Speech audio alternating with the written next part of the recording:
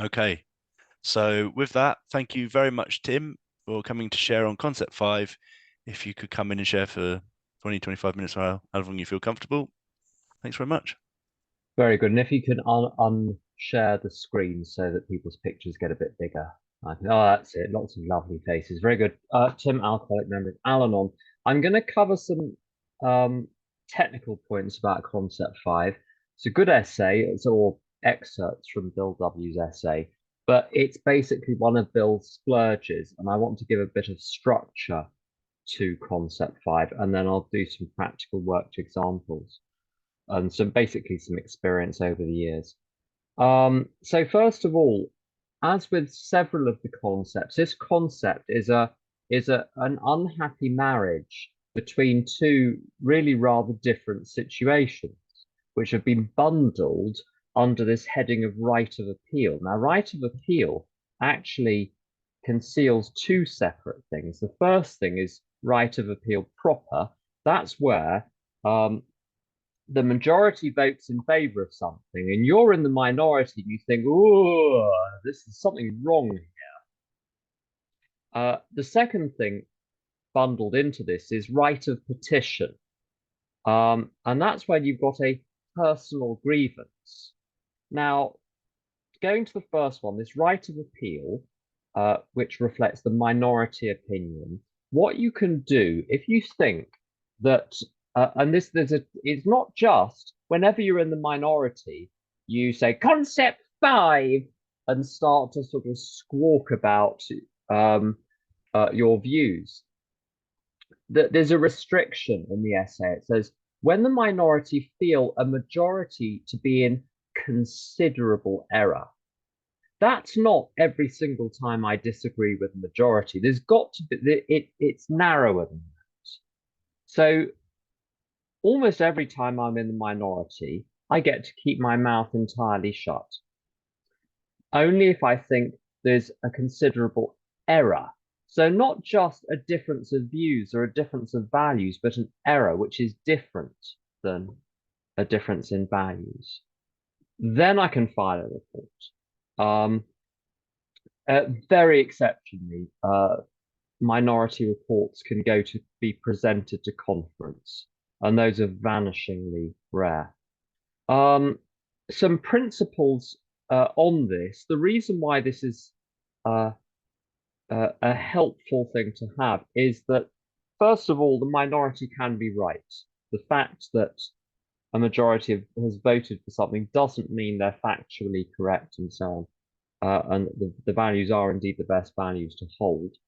Um, the fact of raising a minority opinion in a group conscience can actually produce a very productive debate. So it can be very healthy for the group. You often end up with a much better decision at the end of it, even when the minority opinion is shrill or a little bit balmy.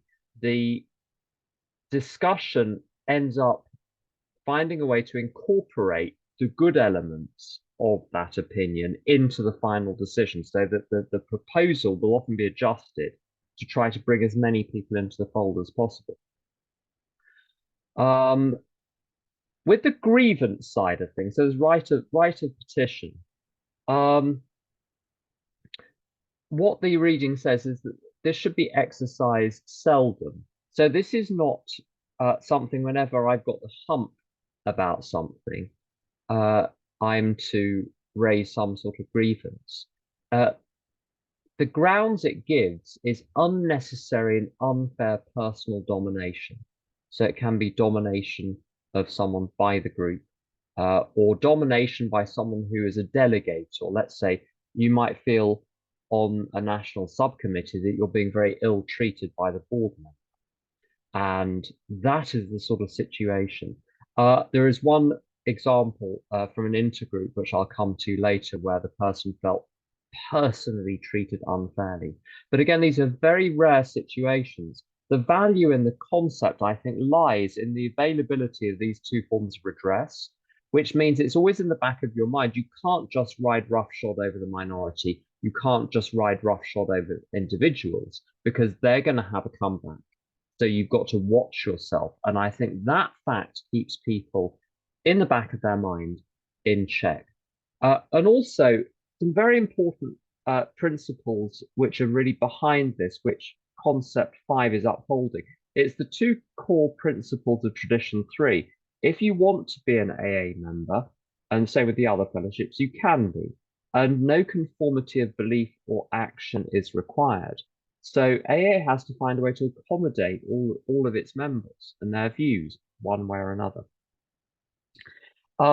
There's an aspect in which this supports concept 2 as well. Once you're in the service structure, you've got the overall group conscience, which represents Bob and Sally and Fred and Peter and Susan at the home group in Budley Salterton. And then you've got the actual board or the office in Manchester or the wherever. And those are the people who are doing the work. And there is a great gap between the two. So the views in Budley Salterton of what the office should be doing don't necessarily take into account the full facts of what the people in the office actually have to do. Most group members, frankly, don't understand the need for pretty significant financial reserves to tide over the fellowship.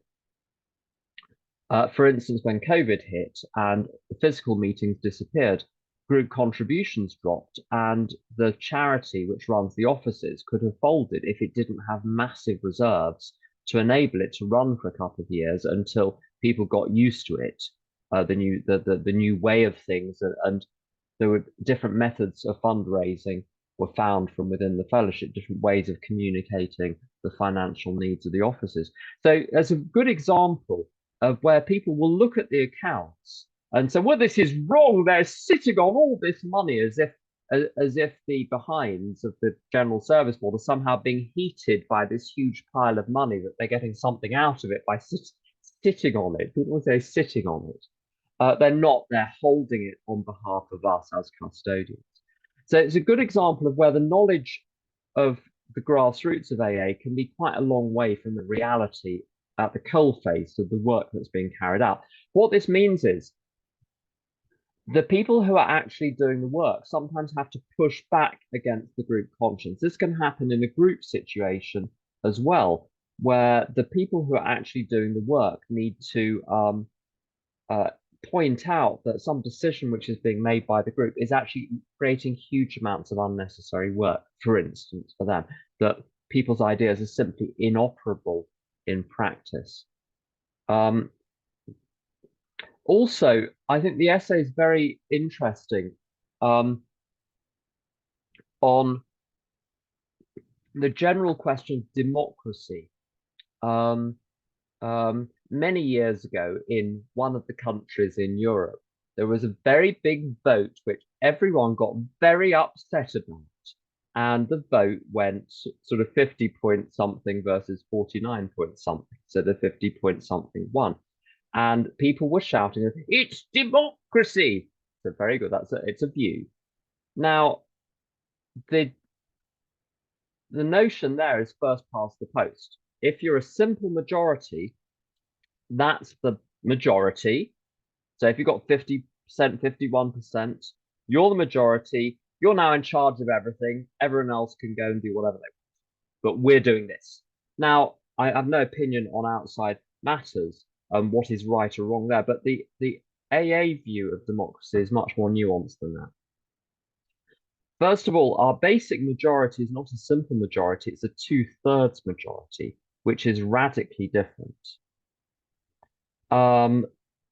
So to get a vote through, only 2/3 majorities are binding on the board when they come out of conference.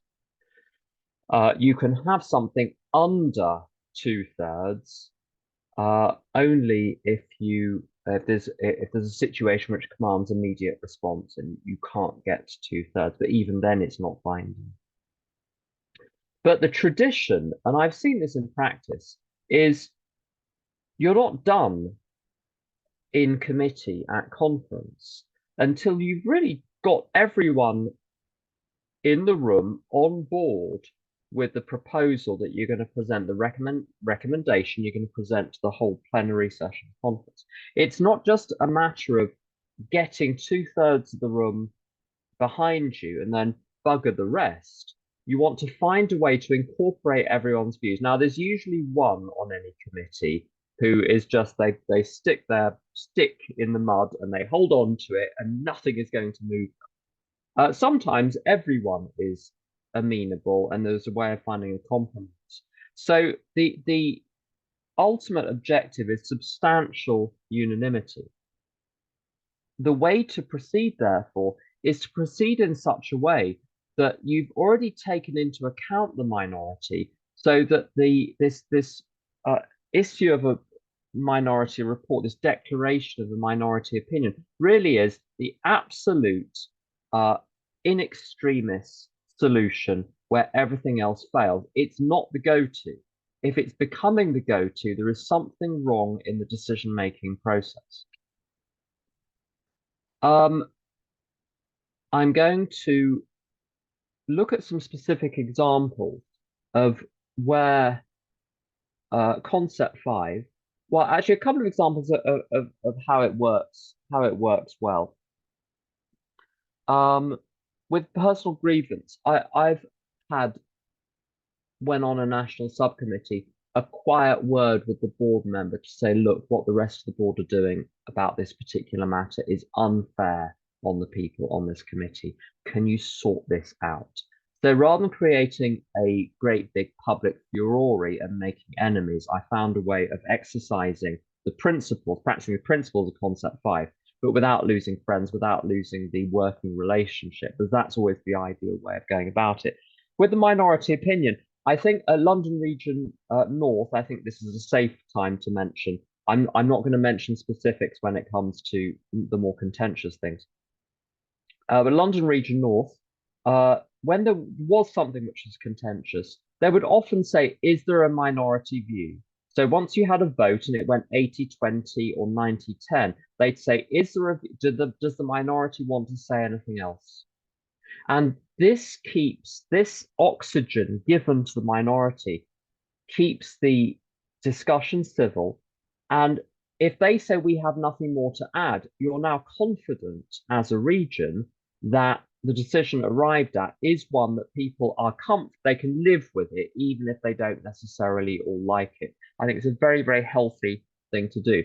What I have seen at conference was where there was a vociferous minority opinion, which ladled on the pathos, and it spooked the room.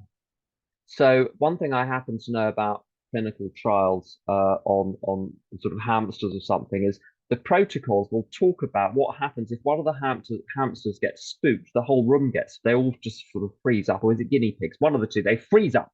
And that's what happened in the room. The people were so unsettled by the small number of people who are very, very upset, they flipped their vote against the proposal. And what you had was a committee which spent the whole weekend drawing up a very carefully worded proposal, which everyone was in favor of, except 2 or 3 people. The 2 or 3 people spoke, everyone got spooked, and then the voting flipped. The committee which had come up with the recommendation, who really understood it because they'd spent the whole weekend working on it, was still in favor of it. The rest of the conference killed it. And I know one's supposed to say the group conscience is always right. I think the point of concept 5 is, no, it's not. That's why there is concept 5. What it talks about is a bullying, vociferous, an apathetic, self-seeking, or uninformed or angry majority. This was an uninformed majority, which suddenly flipped its view because it didn't have time to think through the objections to see if the objections were valid. So they simply got spooked, got frightened, and voted no.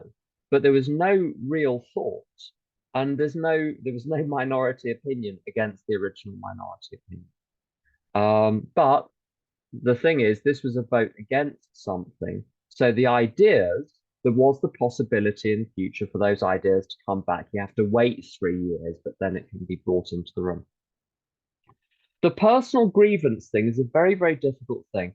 The uh, and it's very rare for those to be brought. I see them extremely rarely. One in particular, I think I may have talked about this last year. I've got the memory of talking about it. Was what can best be described as an intergroup kangaroo court. So the situation. So let's say it was an intergroup in a country in Ruritania. Um, um, the capital of Ruritania is Rurislava. So Rurislava intergroup had a vacant post, let's say the public information officer, and Sally and Bobby both go for the role. Sally doesn't turn up for the meeting, sends her apologies 2 minutes after the meeting started. Now, she would have known a good hour before that she wasn't going to make it in time over the other side of Rurislava. Takes a long, no public transport, takes a long time to get across Rurislava. So she knew in advance, but she didn't tell the meeting until after it started. So there was no way to communicate with this person, with Sally, or to decide what to do.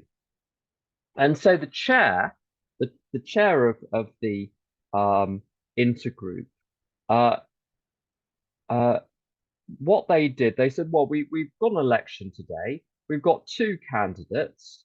By the time the meeting started, all we had in the room was one of them and no word from the other. So we're just going to put one candidate forward. We'll vote. The person got voted in unanimously. Now, Sally got the hump, and I can understand that. Maybe there were circumstances, who knows? What the intergroup might have done to resolve this. We see once someone is voted in, they've been voted in. Not particularly fair to then have that person removed and submit the whole thing to a vote again. There were other posts available at Rurislava Intergroup, which this person, if they wanted to do service, they could have done. So there were lots of other service that could have been done. You could have said, why don't the 2 of you do it together? Why don't this person's voted in, but why don't Sally and Bobby, maybe you could work together. So Bobby, you're the PI officer, but how about you and Sally? She can help you with lots of the work. There are so many ways it could have been solved, but what they did was at the next group conscience meeting, the complainant spoke first, fair enough, and the chair against whom the complaint was made was not given the chance to respond until everyone in the room had expressed their view. So they heard the case for the prosecution, but not the case for the defense, as it were. So mistake number 1 is going straight to kangaroo court rather than trying to resolve it amicably. If you read any contract, it says the parties attempt to resolve this amicably. If they can't, then it's subject to the jurisdiction in courts. And I think it's similar with concept 5. If there's a grievance, you try and solve it. You don't go straight to courtroom drama. If you are unwise enough to do that, because it can be solved in as it were, in chambers, in barristers' chambers. It doesn't have to go to the whole intergroup. You could have a chair, a treasurer, a secretary, the complainant, and the respondent. So you could do it in a small group to try to, rather than having every GSR involved with this public pillorying of the person against whom the complaint was made. It's a grossly unfair way of doing it. And I think it was an object lesson, and it created so much kerfuffle in the area in Rurislava because everyone got involved after this. Everyone found out about it and had a view. The tyranny of the minority is something that is relevant as well. The reading talks about the tyranny of the majority, and it also talks about the tyranny of the minority. I'm going to say a little bit about how I if I'm going to present a minority opinion, or indeed any view in a group conscience situation, how I do it, because one has to be particularly sensitive with the minority opinion. So it acts as a good example of how one should be making proposals in general. So the first thing is to, before I go ahead and run with either a grievance or a minority opinion, I check it out with someone else. There was a situation in poor old Ruritania. That's where all the problems happen. It was in another fellowship in Ruritania, where there was a poor old newcomer who doesn't know anything about didn't know very much about the fellowship, how it works, but had somehow got wind of concept 5. This was the shame of the situation. Went for a tea making role, didn't turn up for the tea making role, didn't turn up a second time, and the group said, we need a new tea maker, and found a new tea maker. And then this person brought a grievance against the group for bullying them by ousting them from the role, and went and reported it to the intergroup, asking if the intergroup police could come in and deal with this egregious case of discrimination. This could have been avoided if this had been run past a good sponsor who would have said, if you want the role, very good, but you need to show up for it. You can't blame the group for finding someone else to do the role. I was a professional troublemaker before I got into recovery, and that needed to be tempered once I was in recovery. And there were lots of situations in my first year where I thought I was going to go on the warpath, and I was stopped by a sponsor. If I'm going to present something, present an idea, I should present it factually, logically, and systematically. What I want to do is to avoid excessive pathos or emotion, and I'll give you examples of how that's done in AA. People will say, think of the newcomer. If the newcomer hears that, they'll walk straight out and then they'll die of alcoholism, with this idea that if this goes through, you're killing people. Or if I had heard that when I was new, I would have done X, which is highly speculative. What I try to do is avoid playing the victim. I don't attack other people. In particular, what I've seen done in group consciences is people attack each other's motivations, not just the proposition, but they try to get behind the proposition to why someone is saying it. They speculate about that and attack the speculation. Use of secret or privileged information. I know for a fact that ...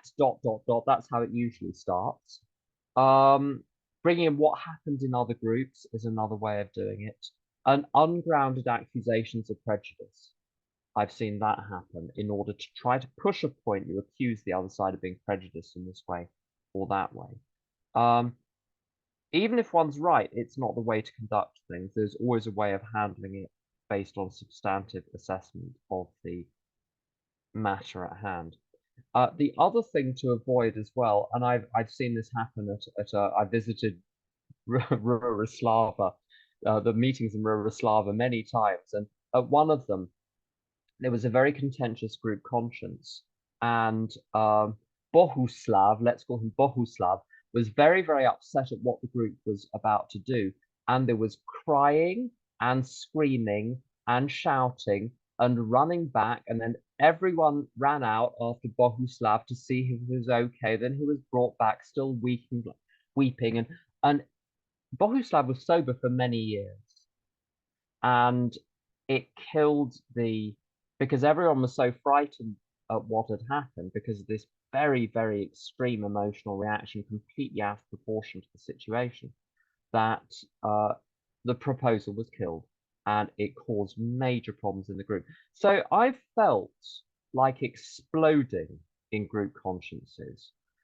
Sometimes what I've had to do is just go and leave the room very quietly, not storming out, but just quietly excusing myself as if I'm going to the bathroom, and go and have a good long hard think in the yard outside. And as someone put it once, I've gone to count myself to see how many of me there are, and there's only ever one, and there's a room full of people. So emotional scenes are to be avoided. I was in an intergroup meeting in Ruroslava once where I was about 15 years sober, and I hadn't been doing enough Al-Anon for a few years, and I realized that I had stopped breathing. I was literally holding my breath because there were three very, very angry alcoholics, like even angrier than me. So can you imagine? Three really angry alcoholics to my left, and another one over the other side of the room, getting more and more heated. I saw a brilliant share of an intergroup, of a, I don't know, group meeting a number of years ago, who said, "This is getting heated. I don't think we're going to discuss this anymore. Let's have a good long hard think and reconvene in 1 month's time. There are no other items on the agenda. Let's adjourn." Brilliant. And by the time we'd said the Serenity Prayer and people realized what had happened, it was too late. It was marvelous. The meeting was over. And what it stopped was the whole thing just descending into the most frightful slanging match.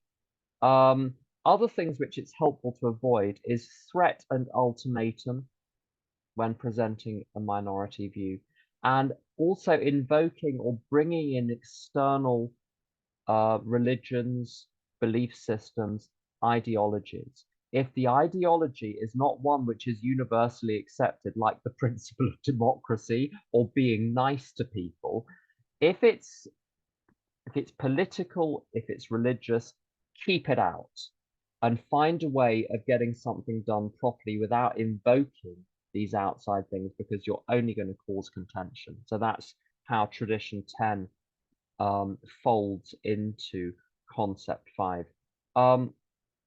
Another thing is to retain at all times. I don't always manage this, but it's what I shoot for in group conscience situations where these difficult things are being discussed: civility, courtesy, calmness, and ultimate trust of God. When I get heated, it's because I've stopped trusting God.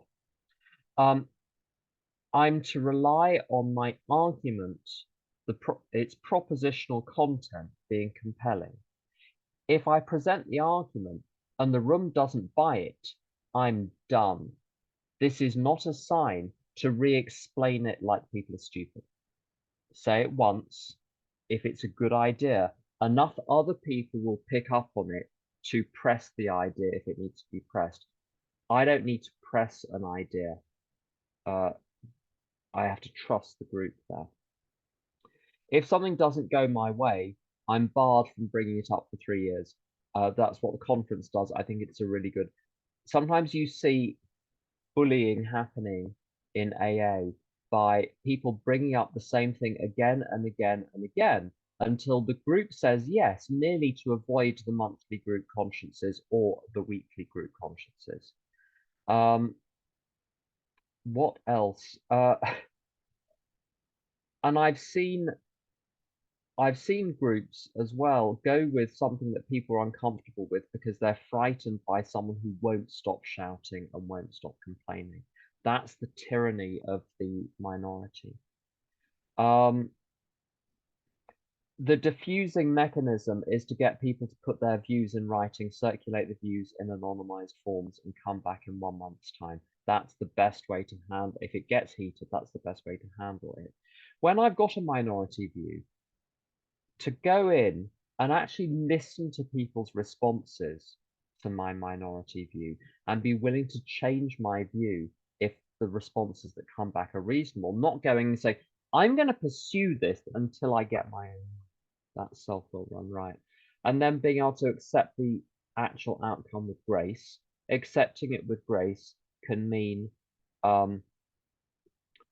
continuing in the group and keeping my mouth shut. If I need to leave, and I have left groups, not to do it not to storm out and I'm taking my people with me. none of those grand dramatic gestures. To withdraw, maybe give it a couple of weeks before withdrawing. Don't just boom, gone. And just one last thing. Uh, uh, a number of people I've known were on the intergroup. It's a fellowship where for the UK, there is one intergroup with, I don't know, 100 groups or something. So they're part of a global structure. And every Tom, Dick, and Harry who had a grievance within a group with how the group was being run would run to intergroup with the grievance saying, "Can you sort this out? Our group is doing this," as though the intergroup is the police force for the groups. And of course, it's not. In the structure, the group is above the intergroup. There is literally nothing the intergroup can do, except in the very occasional situation where something that a group is doing is potentially affecting the fellowship as a whole. But those situations are vanishingly rare and very difficult to even conceive of what a group could do to affect the fellowship as a whole. In that situation, they developed a standard reply, which is, "This is a group internal matter, so please bring this to the group. And if you don't like this group, here is a listing of the gazillion other groups in the city you live in. Maybe if you attend one of those, or even start your own, this may be the best way of solving the problem." And that stopped the intergroup assuming this role of ultimate court, of the sort of court of appeal for the grievances. Robert, that's all I've got. I don't know if there'll be any questions, but that's all I've Yes. got now. Thank you, Tim. That's great as always. Thanks very much. Has anyone got any questions, Tim? I've got loads. I'm going to try and keep them as anonymous as possible, but I've had some really fantastic concept fives in my fellowship that I attend regularly, so it's good to talk to you about them. Okay, here they are. So, we have districts, which would, I suppose, be intergroups, and then an area where they they put forward a flyer from the district, and then they put it into a WhatsApp group to put it onto the website, and it'd already been approved by the district. And on this flyer, it had a group led event which had a gong bath in it and a meditative figure in a reclining pose.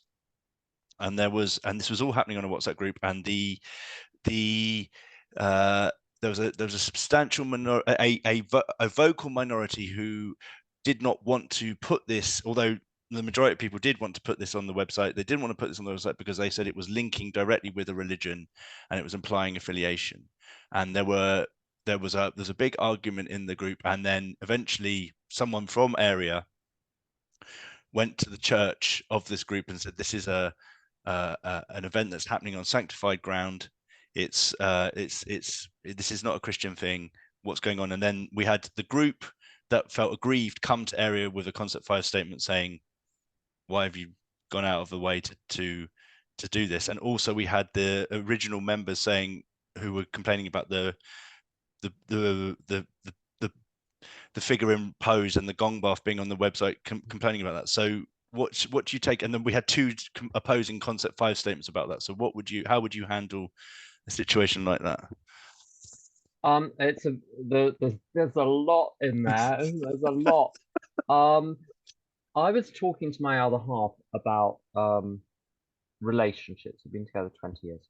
I was talking about relationships and I was saying, why is it that so many people we know seem to argue with each other at home and we don't? And my other half said, it's because we don't like it.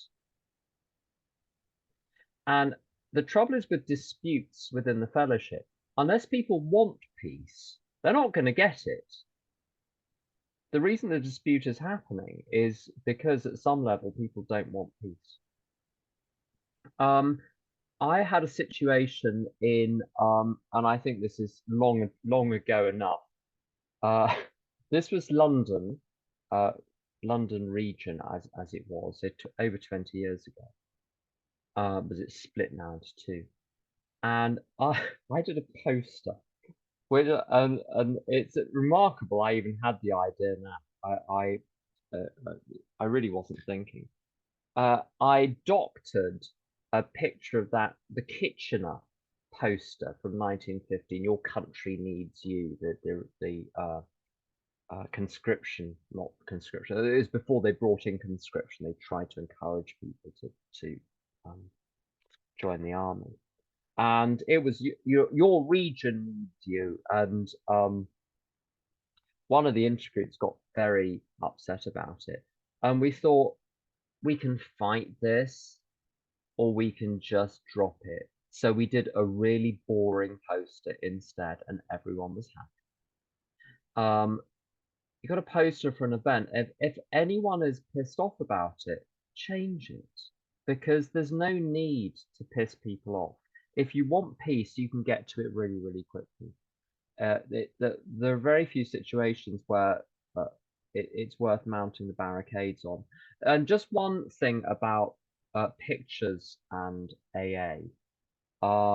With posters and flyers and blah, blah, blah, the blander, the better.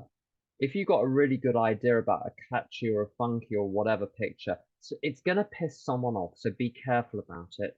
And also, the other thing is to run any bright ideas through the traditions first.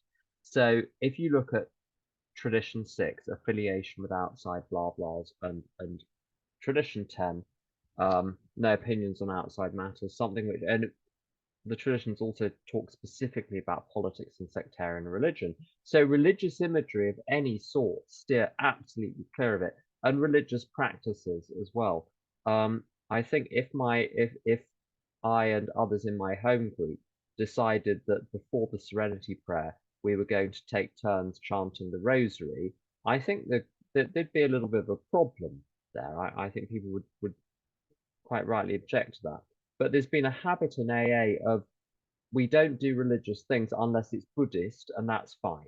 So you'll have meetings where they have a meditation section. They get someone to lead that with a Buddhist meditation. That's no different than if the meeting decided to say the Angelus or something. So one's got to be terribly careful about that. One can do those things outside and beyond. But if one aims to do things in such a way, as it says in the big book, we want to avoid controversy. If you want to avoid controversy, you'll do it. I've got a question from Alia and then one from Tenzing. If a vote is lost and the minority then spook the majority, leading to a change in the vote result, what stops the new minority appeal and then run another vote? Does this happen? Well, that's quite right. Potentially, you can raise the issue again, and it can go on for a very, very long time.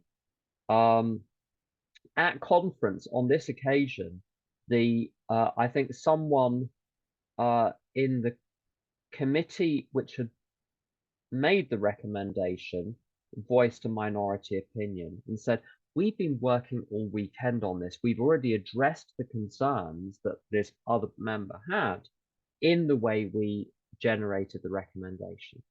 And that's been ignored. But for some reason, the way the meeting was being handled, that it didn't proceed to further discussion. I think it's because in the plenary session, basically, there isn't time in the plenary session to reopen everything from scratch.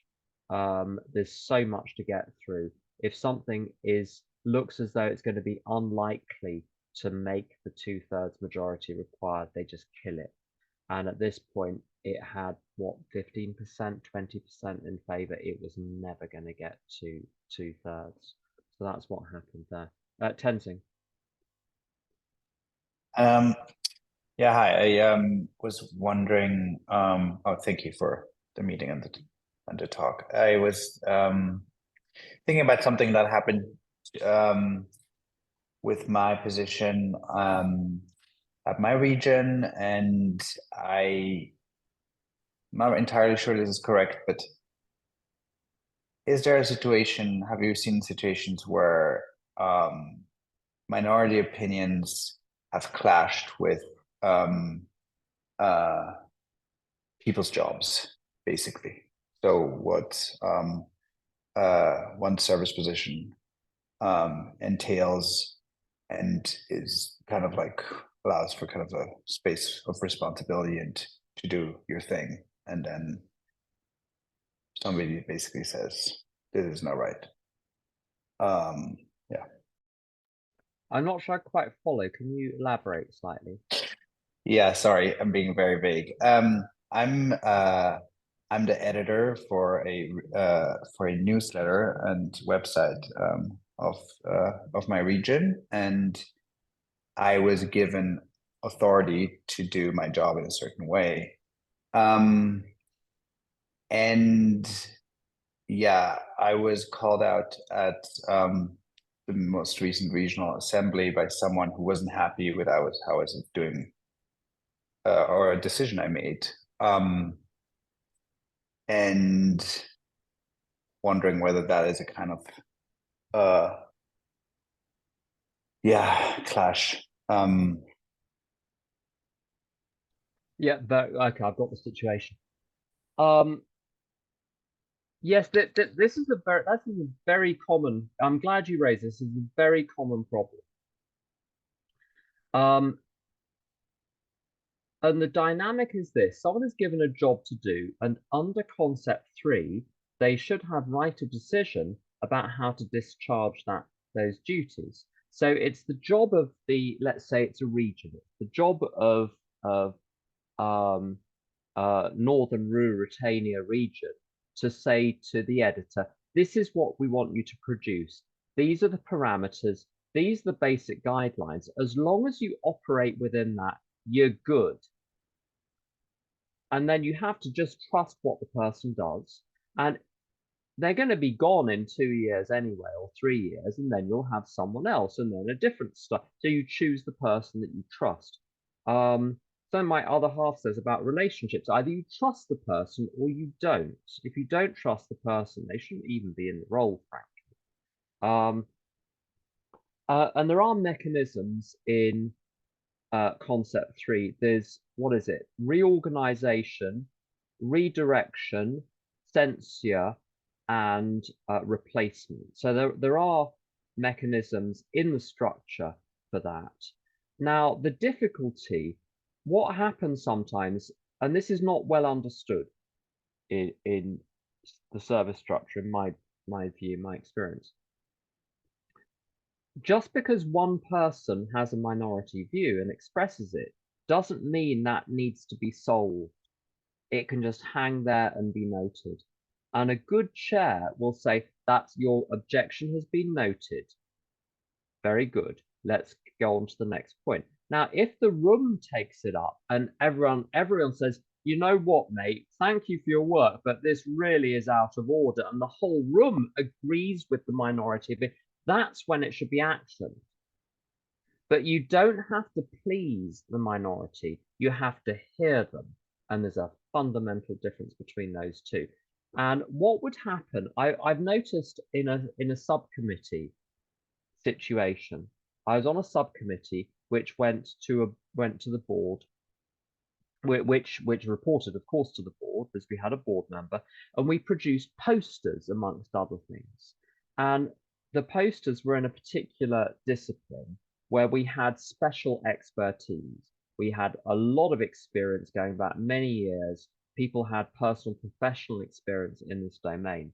And the poster would go to the board, and 2 or 3 people on the board would make some completely unreasoned objections, which betray, frankly, an entire ignorance of what we were doing with the posters. And again, it was a spook situation. The rest of the board thought that because those 2 people have got an objection, none of us can vote in favor of it either. So it's this idea of unless everyone is on board with it, we've all got to fall in line behind the person with the objection. Of course, one doesn't. One can stand up to the minority opinion. Robert, got a couple of minutes left. I have another example for you to put before you. So I went to conference this year in an undisclosed fellowship, and a member of the office board, so a volunteer, not employed, but had been removed from their role by the trustees, and they were a very strong personality and well respected in the fellowship, but they did a Concept 5 statement at the conference saying, we don't, I think it's outrageous. I don't think I should have been removed from this job. Nobody even told me why. I can't believe this is happening. And then conference took it up, and we had to have a 75% majority of conference to overturn the trustees' decision. So would that be an appeal or a petition? I forget. It's a petition, isn't it? Is it a petition for personal grievance? What it is, it's well, everything in Concept 5 is right of appeal. A petition for the redress of a personal grievance, that's right of petition. That's an example of it. But do you, I mean, yeah, go on. Go on. Is there times where you think we should carefully scrutinize what the trustees have done, or do you think we should accept it and just let them get on with it? I know it's different because you're in slightly different fellowships, but it's a similar sort of principle, isn't it? No, the principle is universal. With grievances, there needs to be a little bit of gatekeeping to make sure that people have the chance to lodge the grievance, but then rather than just letting it straight through the gate into the plenary session with everyone involved in it, to as I said earlier, to see if it can be resolved before you get to that point. Unfortunately, if it can't be resolved before you get to that point, the only recourse left for the individual is to bring the appeal against in this case, the reason it's different than normal circumstances is because they were employed directly by basically the people in the room, the trustees. It couldn't have started at a lower level. There's no lower level for it to start, as it were. It starts at the highest point or in the structure. I'm sorry, I've got the structure slightly upside down, but you get the point. So if it is going to be dealt with anywhere, it has to be dealt with there. It can't be dealt with elsewhere. And unfortunately, even if the grievance is vexatious, this is a good opportunity for the people who are at the receiving end to calmly and quietly, if it's factually incorrect, to rebut the factual errors. If the argument is flawed, to point out the flaws in the argument. If the argument is only partial, to fill in the gaps. So there's no harm done by answering even a vexatious grievance, as long as you give it to someone who can think clearly and quickly and has all the facts at their fingertips to do it. Where it gets what got my attention and what you said was two phrases you used. Now, I don't know if these phrases were actually used by the individual bringing the grievance, but the word outrageous is a little bit of that's a little bit inflammatory. I can't believe that. Again, why not just state the facts? This happened. I believe this is unfair for the following reasons. It is for the people hearing the grievance to judge whether or not it's outrageous. That's not part of the case that one is bringing. And I think it's a good example of where one brings things in a neutral way. If you've got a good case, it will be heard. It doesn't need to be, the fact is a good case will be heard and doesn't need to be solved. Does that make sense? Excellent. Yeah, neutral language. I've got a question from Andres. Have you witnessed do you want to read it out? Boom. I'll read it out. Have you witnessed a situation where a member of the majority changes their vote and wants to return the item to the table, even when it has already been settled and the conference session has already moved further to next items or even to the next day? I've often seen this at, for instance, region level. And I think it's important for this to be operated well, for the chair of the body to be tough. And what I've seen good chairs do is say, we finished that item, we're on to the next one. You missed your chance. The point at which you get to raise these is before the vote takes place. If you'd like to lodge a complaint in writing, we'll do that and we'll get it circulated with the minutes. There we go. So people's voice can be heard. But the trouble is, it's the notion of, if I dare use the phrase, legal certainty. If you establish the precedent that a decision isn't really a decision, that any decision made can be reopened at will by someone who is angry or disturbed enough, then no decision has ever been made. One can't proceed on that basis because there's no finality. One of the things I've heard other people say about this, so I'm going to borrow it with the concept, is even if a decision is wrong, maybe the body needs to make the wrong decision and have it flow through into reality to see that it was wrong. And of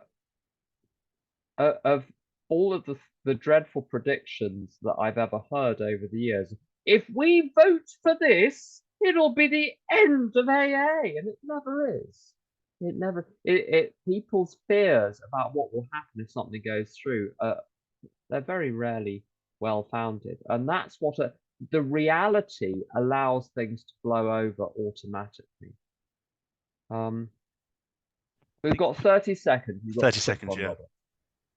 Oh, well, I mean, I just wanted to touch on what you're saying, because we're looking about changing Tradition 11 actually in our current conference, in our fellowship, and that's the position I'm actually taking, is like, maybe we need to change it and see how it works out. So I've got a hard real experience of that happening now, and also I've had experience to stop going around trying to change people's minds about it. If everyone wants to change it, everyone wants to change it, you know. So I'm trying to live what you're teaching right at the moment, you know. So it's great. Yeah, so and I'll finish on this and then we'll have the serenity prayer. It's it's treating the idea with attraction, not promotion. The idea gets to sell itself. I don't need to do any selling. If I quietly place the idea in the room and everyone ignores it, it's a really bad idea. If it can go through only when I sell it, it shouldn't be sold. It's not a saleable good. So, Adrian, do you want to help us close? Robert? Yep. I'm gonna stop. I'll stop. Hang on. I'll switch it off. Hang on.